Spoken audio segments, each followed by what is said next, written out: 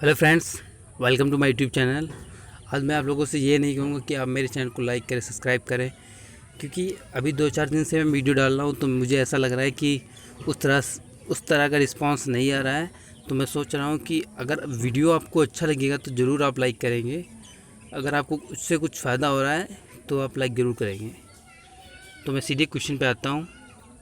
तो पहला क्वेश्चन क्या है, रुद्धोष प्रसार में निम्न में से कौन सा सही समीकरण है। तो पहला ऑप्शन है पी की पावर गामा इंटू वी की पावर गामा माइनस 1 बराबर कांस्टेंट। सेकेंड ऑप्शन टी की power 1 minus gamma into V बराबर कांस्टेंट। थर्ड ऑप्शन टी की power gamma P into P की पावर 1 माइनस गामा बराबर कांस्टेंट। चौथा ऑप्शन नन।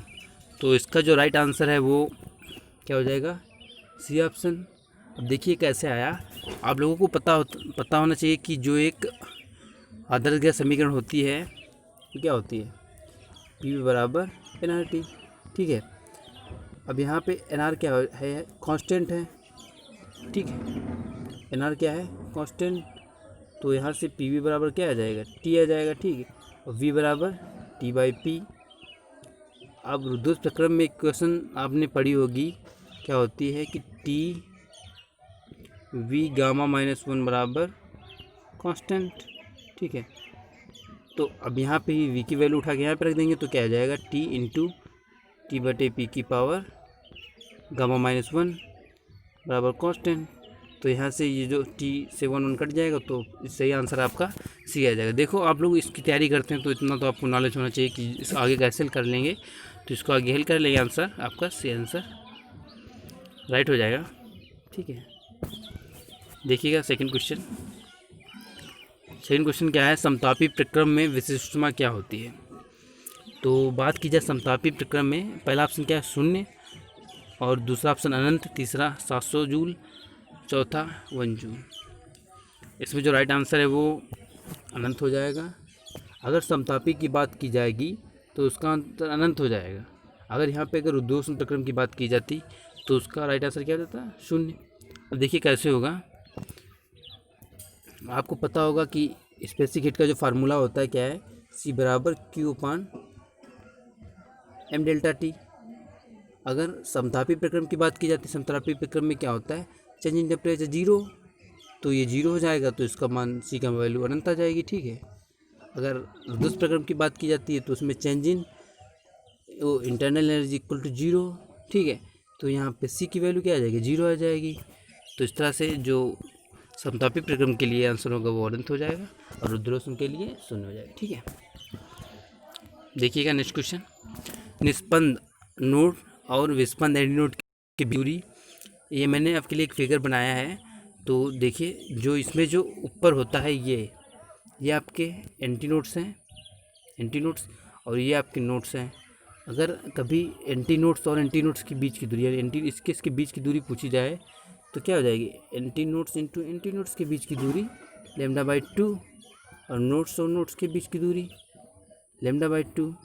ठीक है, अगर कब बाय द वे अगर आपसे एंटी नोड्स और नोड्स के बीच की दूरी पूछे या नोड से एंटी नोड के बीच की दूरी पूछे तो लेमडा बाई 4 हो जाएगी। ठीक है, तो इसमें क्या पूछ रहा है आपको, नोड से एंटी नोड के बीच की दूरी, तो क्या हो जाएगा, lambda by 4। C option is right answer. अब आते हैं क्वेश्चन नंबर 4 पे।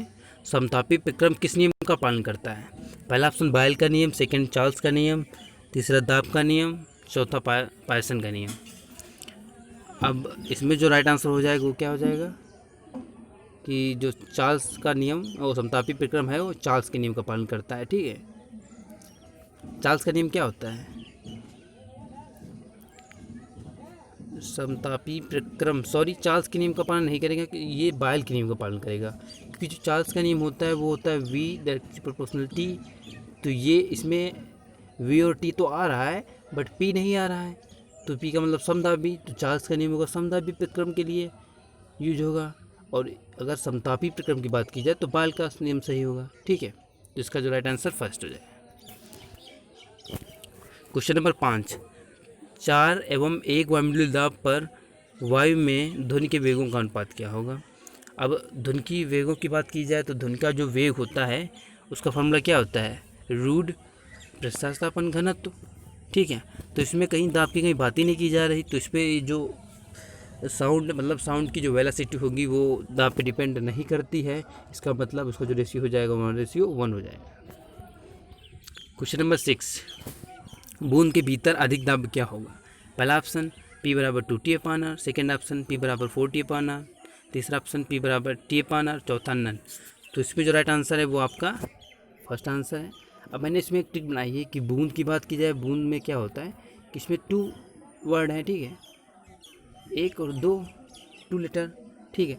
तो इसमें 2T/R कर देते हैं हम। और बुलबुले की बात करते हैं तो बुलबुले में कितने होते हैं? 4, बुलबुले में 4 होते हैं, तो इसमें आ जाएगा 4T/R, ठीक है। मैंने इस तरह से याद किया, अगर आपको अच्छा लगे तो ठीक है, वैसे तो याद ही होगा आपको। अगला, स्वरमापी की लंबाई कम करने पर आवृत्ति क्या होगी? लंबाई, स्वरमापी की लंबाई कम कर दें तो आवृत्ति क्या होगी? पहला ऑप्शन बढ़ती है, दूसरा घटती है, तीसरा नो चेंज, चौथा पहले घटती है फिर बढ़ती है।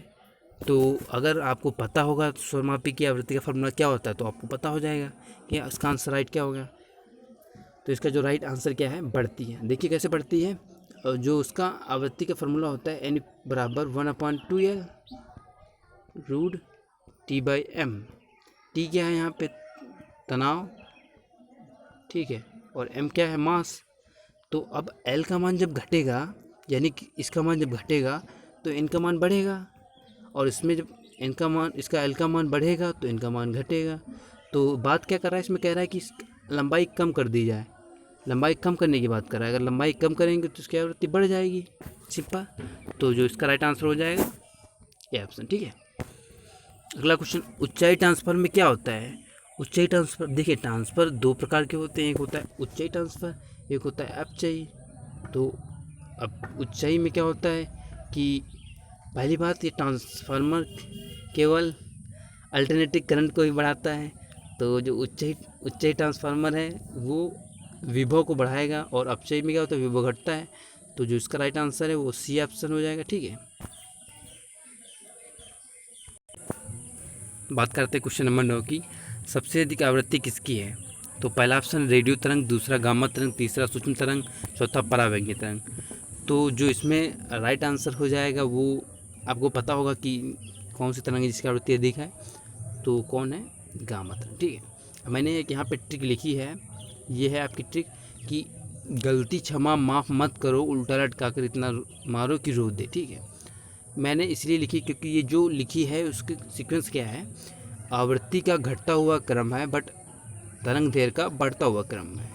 ये एक क्रम वाइज है, तो मैंने इसको हिंदी में लिखा है। इससे मैं अभी आपको बता दूंगा कि किस प्रकार से कैसी कौन वेव हम लोग निकालते हैं। तो देखिएगा, गलती से क्या हो जाएगा आपका? गामा, ठीक, गलती से गामा हो गई, क्षमा से एक्स किरण हो गई, माफ से माइक्रोवेव यानी सूक्ष्म तरंग हो गई, सूक्ष्म तरंग, और मत करो तो कुछ मत करो, उल्टा से अल्ट्रा वायलेट, ठीक है, यानी परावैंगिक किरण। और लाइट से हो गई लाइट किरण लटका कर से, ठीक है। इतना से हो जाएगा इंफ्रारेड, औरत किरण, ठीक है। रो को आप छोड़ देंगे, रो आर से हो जाएगा आपका रेडियो तरंग, ठीक है।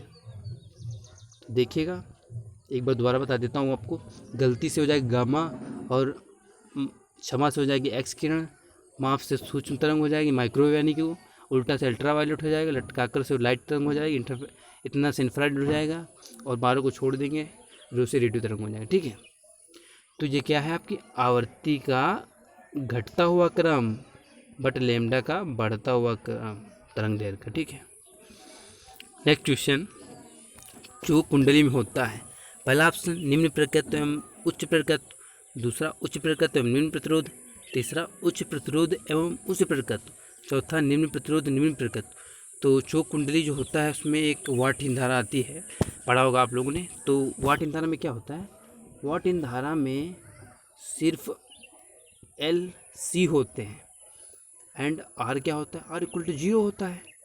तो इसमें ऑप्शन क्या होगा? आर इक्वल यानी आर मिनिमम हो गया, तो आर मिनिमम यानी निम्न, मतलब ये ऑप्शन हो सकता है या ये हो सकता है, ये नहीं होगा और ये नहीं होगा, ठीक है, तो आपका ये तो होगा नहीं, और आपका ये भी नहीं होगा। निम्न प्रतिरोध ये वाला हो सकता है और ये नहीं हो सकता। ठीक है, तो क्या इसमें हो जाएगा आंसर आपका? इसका उच्च प्रकृत हो जाएगा। ठीक है, उच्च प्रकृत वाला और निम्न प्रतिरोध वाला आंसर राइट हो जाएगा। ठीक है, तो इसका बी आंसर राइट। अगर वीडियो अच्छा लगे तो आप समझ ही सकते हैं। ठीक है, बाकी अभी आपका शाम का एक और जीके का जो सेकंड पार्ट उसका था 1000 सीरीज़ का, वो मैं आपको कराऊंगा। तीसरा पार्ट था, तो बाकी के लिए